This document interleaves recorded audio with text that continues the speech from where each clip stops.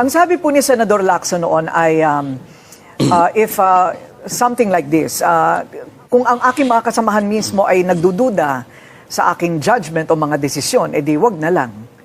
May naramdaman po ba kayong ganon of lack of confidence in his leadership? Nagsimula siguro nung sabihin niyang almost all senators had insertions.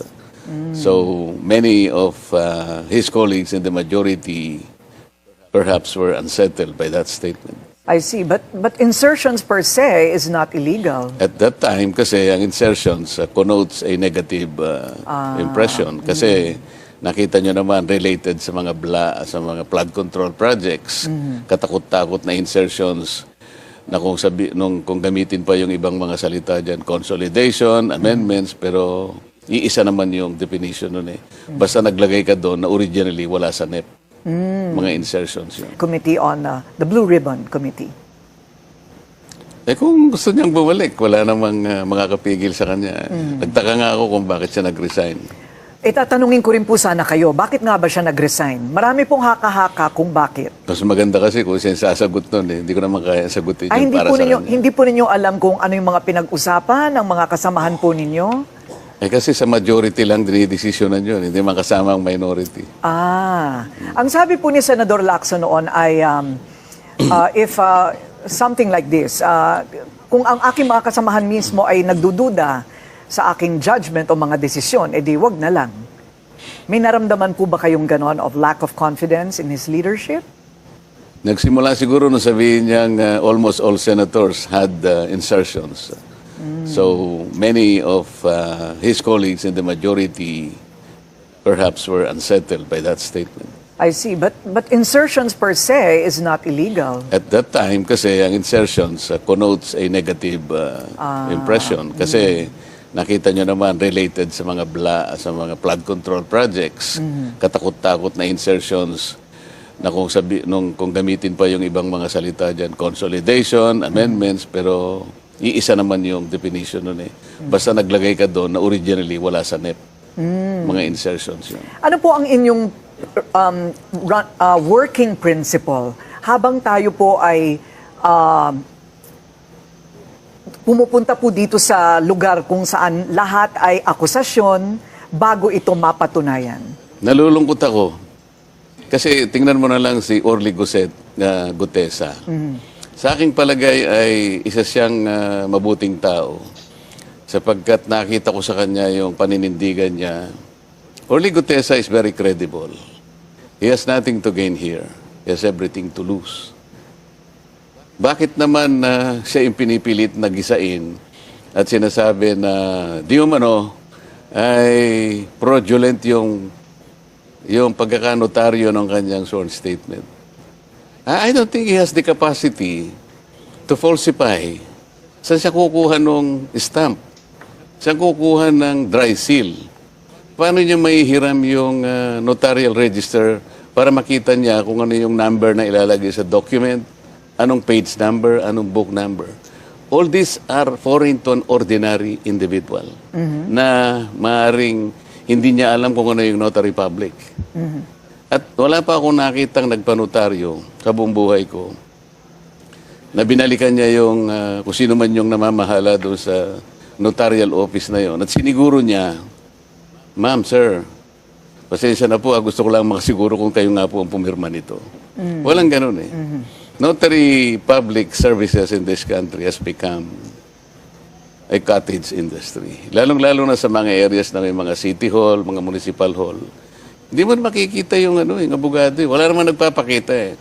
And chances are, yung notaryo na yon, hindi nga niya pirma yon because naglalagay lang sila ng associate doon, staff, secretary kaya, para siyang pumirma para sa kanya. Para sa abogado. It has become a lucrative business. Nakagawian na nga po talaga yan. I mean, from my own experience. Nakita ko yung abogada passed the bar in 2021.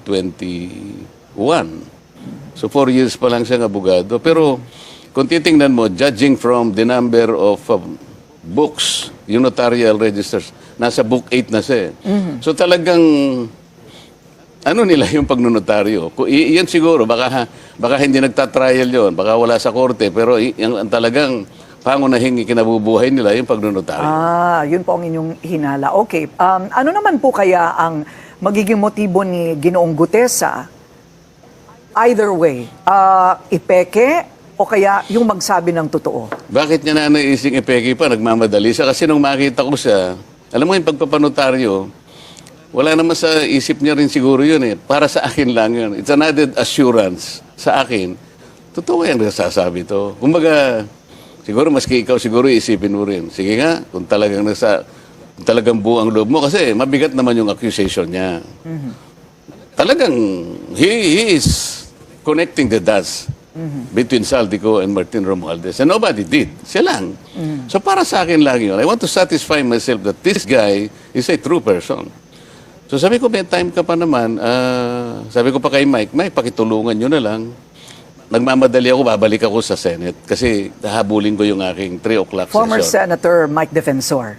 Congressman. Congressman, yes. Yeah. So umalis na ako. Then bago ko umalis pala, sabi ko, okay, kung buo ang loob mo, Orly, bukas ang hearing. At sana before 9 o'clock, nakapasok ka na sa Senate. Which he did. I think Senator Ping even monitored the CCTV na-interview siya somewhere. Sabi niya, pinakuha ko yung CCTV and I saw that Gutesa was fetched from the guards area at 8:27 and he was whisked into the office of Senator Marcoleta. Pagkatapos noon, after 30 minutes yata to about 1 hour, sabi niya, dinala siya sa lugar na kung saan yung mga maghihiring. Ganong kalawak kanya yung kinalaman ni Senator Marcoleta. Hindi ko malaman kung ba't niya sinabing ganong kalawak. Ano ibig niya sabihin kalawak? Kaya tinatanong ko lang, mas a chairman of the Blue Ribbon Committee, tingnan pa niya sa CCTV kung sino yung pumupunta sa mga opisina namin. Can I also do the same to him? Like, I want to see on a daily basis who are the people, who are the personages coming to his office. Baka hindi rin niya na mabutihin. So you took offense? I took offense because Yes. I don't think this is the job of a senator. Much less kung ano yung rapport niya sa kapwa niya, senator. So, meaning you took it to mean that he may be suspecting that this was all your orchestration. Parang ganon. Parang ganon. Hindi ba siya magkasya na pumunta na lang yung tao? Why would he look into the CCTV? Well, at that time, you were the Blue Ribbon Committee chairman. He was already. He was already. Hindi, out na ako. So, palagay po ninyo Hindi lamang yun eh. May nagsabi pa sa akin na tinignan din nila yung CCTV doon sa Seascape.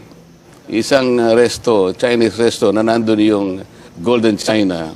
Kasi sinabi ko, before I presented Gutesa, kinuwento ko yung antecedents. So sabi ko, tinagpo ko siya para malaman ko talaga, nagmamadali ako. So tinignan nila siguro yung time frame.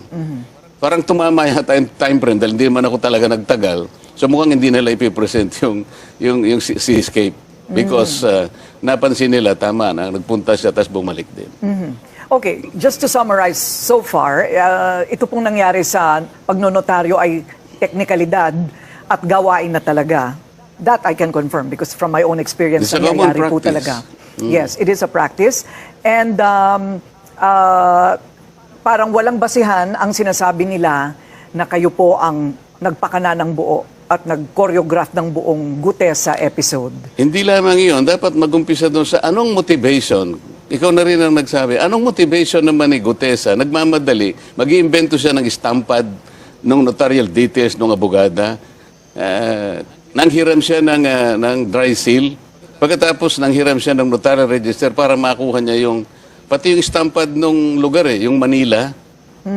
Gaganunin mo ganyan para bakit niya gagawin yun? Pinakamadali para sa kanya, magbayad lang siya kung magkano yung sisingilin sa kanya, kung 200, kung 300, up to 500 pesos. I think that's the better and easier way to do this.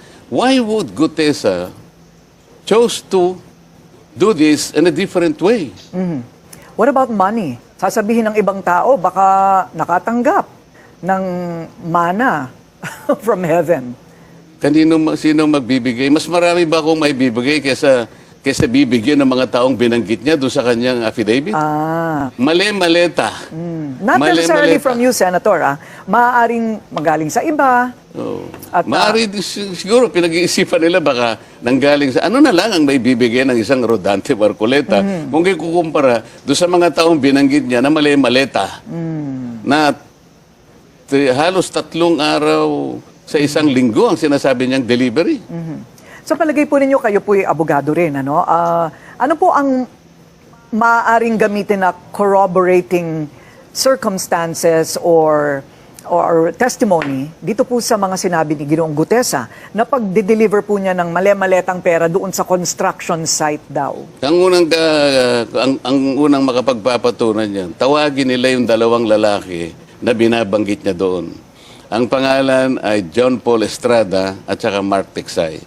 Sila daw ang nag-aabot, nag-handle pagka i-deliver na yung pera doon sa Valle Verde at bibilangin doon. Pagkatapos sa Valle Verde, dadalhin doon sa may horizon sa BGC. Sa Hyatt yata yun. At from Hyatt, ibababa nila yung dapat na ibabang mga maleta at dadalhin sa bahay ni Martin Romualdez. Yung 2 lalaki, bakit wala mang mag-isip sa kanila na tawagin yung 2? Bakit ang pinipilit ni Gisain si Gutesa?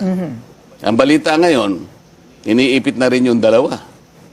Nasaan nga po ba itong dalawang Tinago ito? raw yung 2. Ang balita, itong 2, hindi ko alam kung yung Mark Texay kung nasaan, pero yung John Paul Estrada, nandun daw sa Chile at binabantayan. Saan po? Chile. Chile. Yan ang huling balita. Chile, why? We have no extradition treaty with Chile? Siguro, bukod sa malayong-malayo, baka wala tayong extradition treaty. Oo. John Paul Estrada. Estrada. And Mark Texay. Ayun. Parang ngayon ko lang naririnig itong mga pangalan ito. Nandun sa I see. Okay. Nandun sa Makahuli lang ako short sa balita. statement. Bakit? Ang unang dapat na ginawa nila, sinecure nila yung 2 na yun. Kung talagang gusto nila, tumagal kami. Halos, nung lumabas si Gutesa, hininto nila. Nag-resign ng chairman, pagkatapos, nag-adjourn kami. Pwede naman kasing mag-hearing, Miss Corina. Kasi ngayon, kahit naka-adjourn kami, nagbi-briefing kami sa ating budget. Dapat tinawag din nila si Congressman Eric Yap. Dahil binanggit niya doon, siya yung nagdala ng pera doon noong December 2024. Yun daw ang pinakamarami na perang dinala. Sapagkat 46 na maleta, suitcases, na rimowa yung makakapal. Kaya ang bawat isang maleta ay naglalaman ng 48 million. Bakit hindi man lang nila tinawag si Eric Yap? Binanggit. Ang pinipilit nilang bigyan ng butas, yung statement, Na hindi na wala tamang- namang motivation para mameki pa si Gutesa.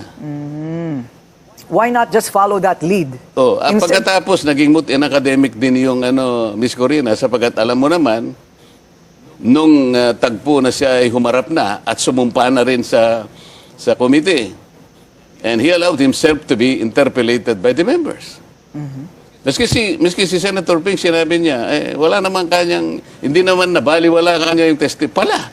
Bakit pa tayo pumupunta dun sa Notary Public? Kinasangkapan nila yung executive judge ng RTC ng Manila para gumawa ng order na yung pirma ay talagang hindi pirma ng abogada. Why would it be a problem to remedy that? Can't he just redo the affidavit and do the notary the Hindi proper ba? way?